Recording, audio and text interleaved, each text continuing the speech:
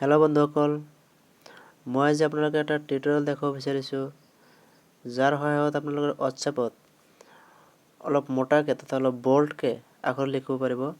হয়, তো হোৱাটছএপত ক্লিক কৰিব প্ৰথমে, তাৰপিছত যিকোনো এটা নাম্বাৰত চাব, নাম্বাৰটো ক্লিক কৰিব, এটা লিখিব যে হাই, কি খবৰ বুলি লিখিব। এটা চাওক সাধাৰণতে জেনেৰেল আহিছে, আপোনাৰ অলপ মোটাকৈ দিব বিচাৰিছে, অলপ বোল্ডকৈ দিব বিচাৰিছে, এইটো আপোনাৰ এটা ষ্টাৰ্ট, প্ৰথমে এটা ষ্টাৰ্ট ক্লিক কৰিব, তাৰপিছত লিখিব যে হাই, কি খবৰ, তাৰপিছত নেক্সট আৰু এটা ষ্টাৰ্ট দবাব, ষ্টাৰ্ট লগে লগে মোটা হৈ যাব।